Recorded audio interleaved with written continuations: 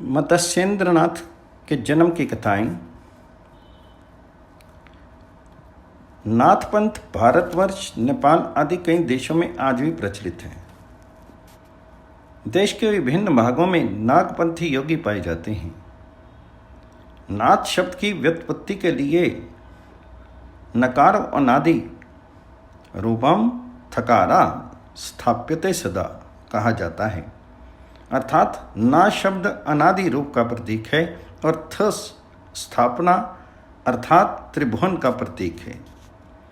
नाथ संप्रदाय के संस्थापक भगवान शंकर माने जाते हैं, इसलिए उन्हें आदिनाथ सर्वेशाम नाथा नाम प्रथमा कहा जाता है।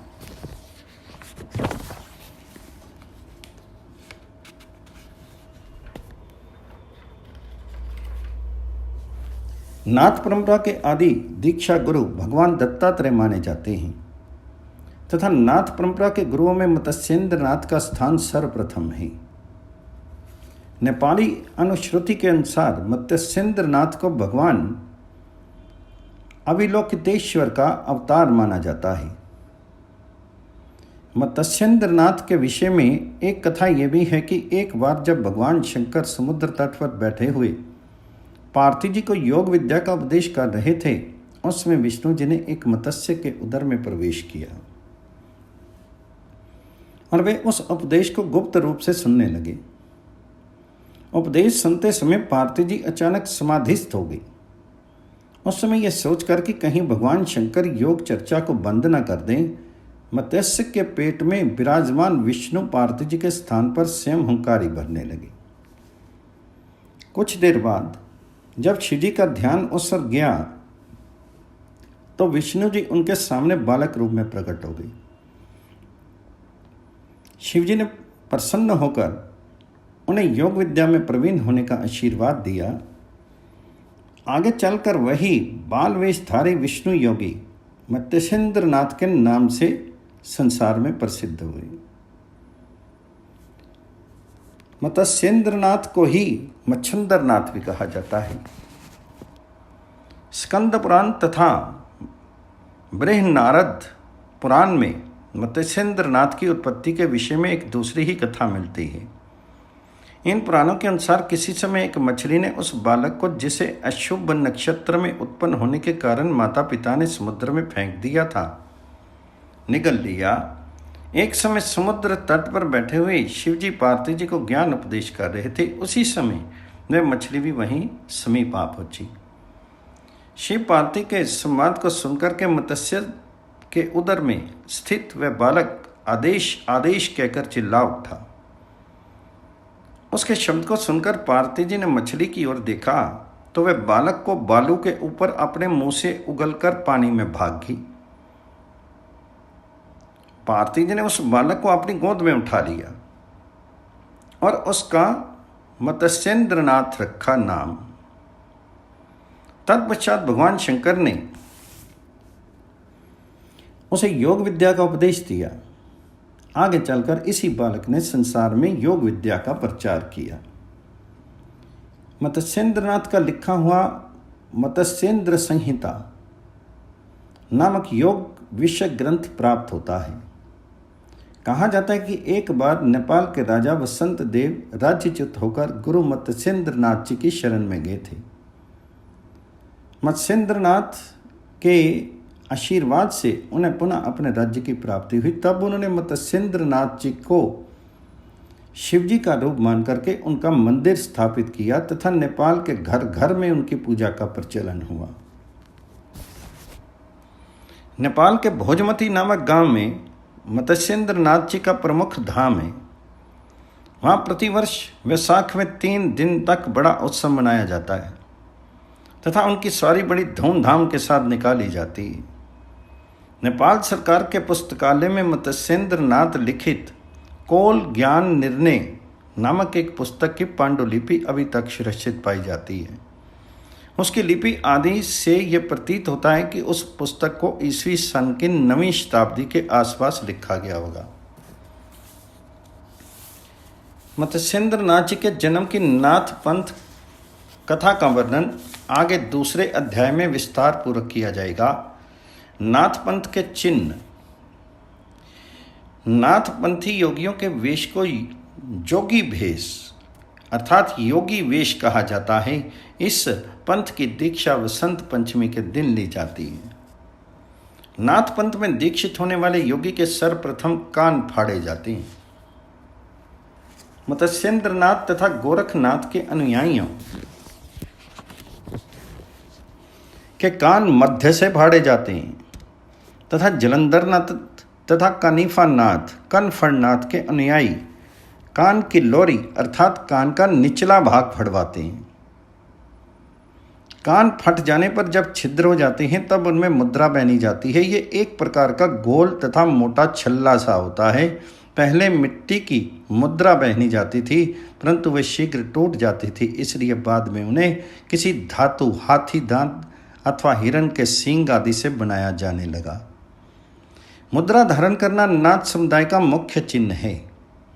मुद्रा धारण करने वाले योगियों को आम बोलचाल की भाषा में कन फटा अथवा कान फड़ा भी कहा जाता है।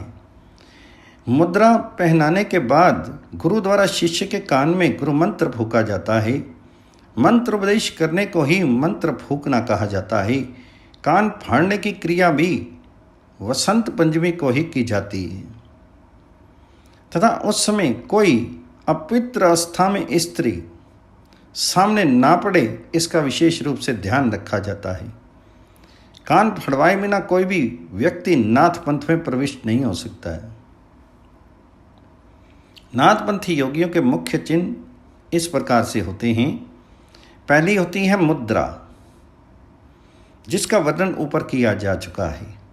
दूसरा होता है धनधारी। ये एक लोहे अथवा लकड़ी का बना हुआ एक प्रकार का चक्र सा होता है। इसके बीच में छिद्र होता है। इसमें कोड़ी अथवा मनका को माला की तरह पिरो दिया जाता है। मंत्र जाप करते समय इसमें माला को फिराया जाता है। धनधारी अथवा धांधरी के भीतर माला फिराने की क्रिया कुछ कठिन होती है, उसे अभ्यास से ही सीखा जाता है। नाथपंथियों का विश्वास है कि मंत्र का जाप करते हुए जो नाथ इस धांधरी में पड़ी हुई माला के डोरे को अलग कर सकता है, उसका गुरु की कृपा से ईश्वर प्रसन्न हो जाते हैं और वह संसार चक्र से छुटकारा पा करके आवागमन से मुक्त हो जाता है। कुछ लोग इस धंधारी को गोरख धंधा कहकर भी पुकारते हैं।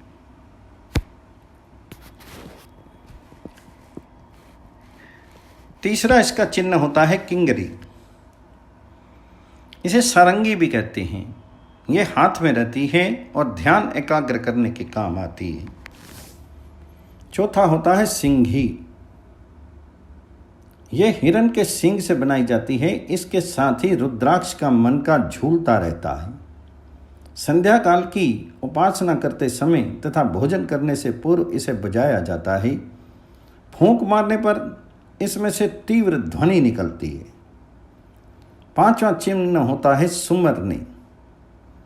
यह रुद्राक्ष की माला होती है। माला में 32, 64, 84 अथवा 108 रुद्राक्ष के दाने होते हैं। छोटी माला में 18 अथवा 28 मन के होते हैं। उसे कलाई में बांधा जाता है।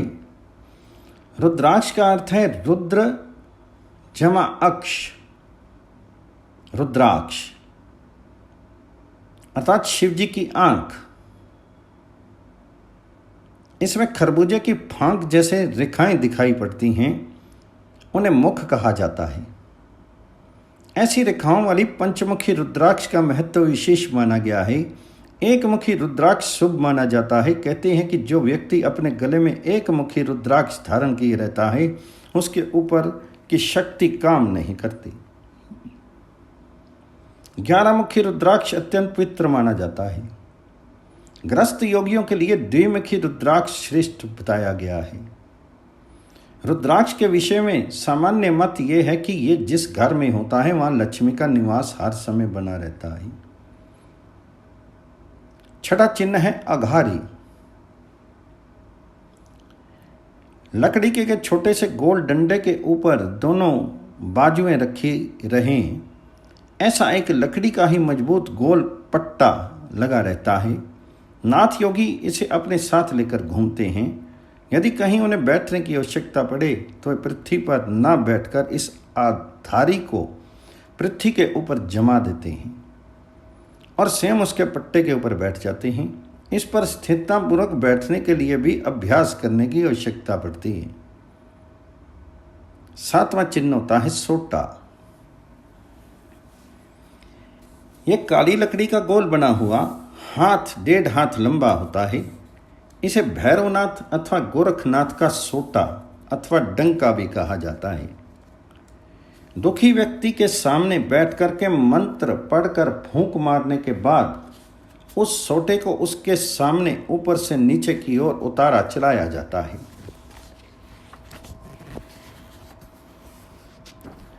8वां चिन्ह है मेखला।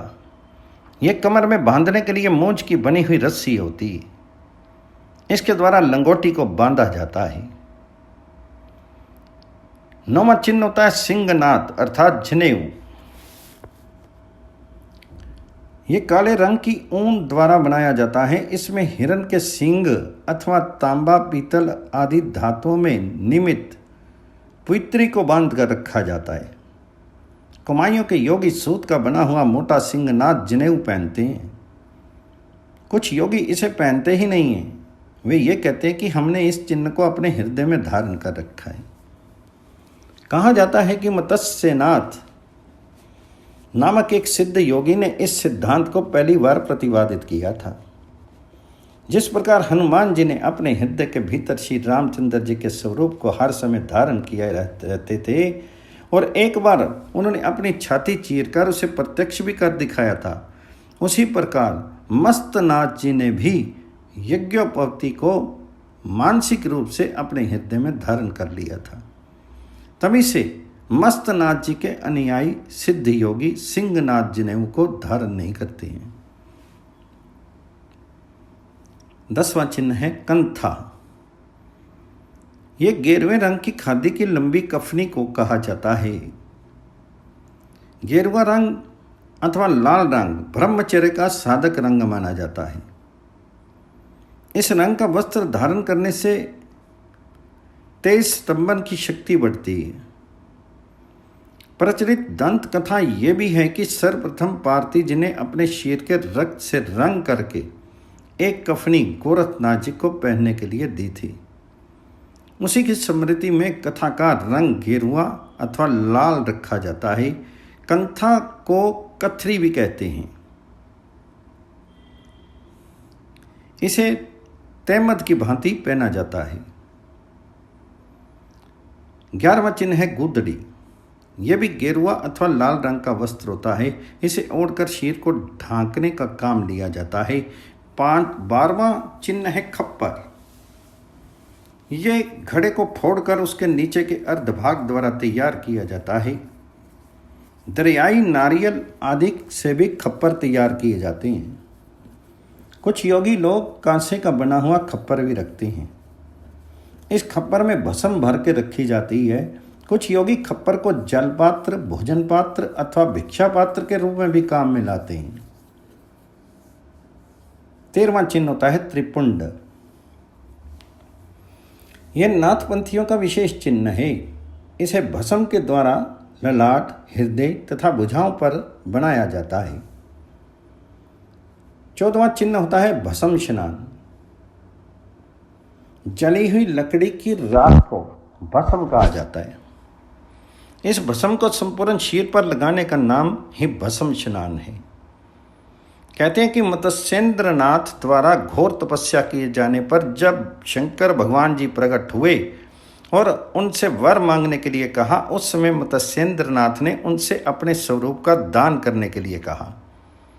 तब शंकर जी ने पहले तो उनके मस्तक पर भस्म लगाई, तत्पश्चात उनके संपूर्ण शरीर को भस्म स्नान कराया, अर्थात संपूर्ण शरीर पर भस्म मलवाई। इस प्रकार उन्हें अपने स्वरूप का दान करने के उपरांत शिव जी ने कहा, हे मत्स्येंद्र, इस भस्म स्नान का तात्पर्य यह है कि योगी को मान अपमान का विचार किए बिना स्वयं को पृथ्वी के समान जड़ समझना चाहिए। जिस प्रकार अग्नि के संयोग से लकड़ी जल जाती है, उसी प्रकार योगी को चाहिए कि वह ज्ञान अग्नि द्वारा कठोरता आदि दुर्गुणों को जला करके नष्ट कर दे तथा अपनी सभी कर्मों को ज्ञान अग्नि में ही भस्म करता रहे। इसके अतिरिक्त नाथ योगी सिर पर जटाएं धारण करते हैं।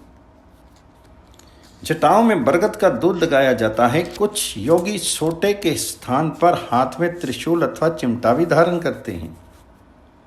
बड़े बड़े रुद्राक्ष की मालाओं तथा बालों की मोटी रस्सियों को कमर, पीठ, कंठ तथा भुजाओं में लपेटने एवं पैरों में पीतल के बड़े बड़े घुंघरू पहनने का भी इन योगियों में प्रचलन है। सामान्यतः नाथपंथ के योगी अपने सिर पर जटा तथा दाढ़ी और मूंछों के केशों को बढ़ाए रहते हैं, परंतु आधुनिक काल में कुछ नाथपंथी महंत लोग जटा, जूट, दाढ़ी आदि नहीं रखते। वे बालों को सफा चट रखते हैं, गेरुए रंग के रेशमी वस्त्र पहनते हैं तथा रुद्राक्ष की माला गले में धारण किए रहते हैं। ऐसे महंत लोग मस्तक पर तो भस्म का त्रिपुंड लगाते हैं, परंतु संपूर्ण शरीर पर भस्म नहीं मलते।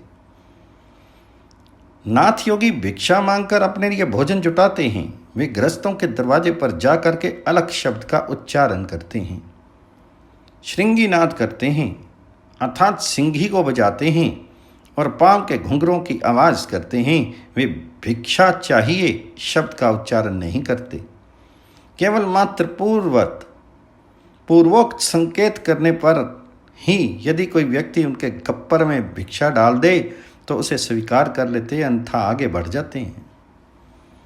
कुछ नाथपंथी योगी भिक्षा एकत्र करने के लिए अपने कंधे पर एक छोटी सी झोली भी लटकाए रहते हैं। भिक्षा से प्राप्त होने वाली वस्तु को वे अपनी उस झोली में डलवा लेते हैं, परंतु उसके हाथ में खप्पर आवश्यक होता है। खप्पर में भस्म भरी रहती है, उसमें से धूप आदि का धुआं भी उठता रहता है। भिक्षा देने वाले अथवा अन्य किसी भी व्यक्ति के मस्तक पर नाथ योगी अपने खप्पर में से थोड़ी सी भस्म निकालकर लगा देते हैं। उस भस्म को आशीर्वाद का तिलक समझा जाता है। नाथ योगी किसी स्थान पर ना तो बैठते हैं और ना एकदम स्तब्ध रूप से खड़े ही होते हैं। यदि वे किसी जगह खड़े भी हों तो अपने दोनों पांवों को क्रम से ऊंचा नीचा उठाते गिराते रहते हैं, जिसके कारण उनके पांव में बंधे हुए घुंघरुओं से आवाज़ निकलती रहती है। तब कभी उन्हें विश्राम करना होता है, उस समय आधारी का सहारा ले लेते हैं।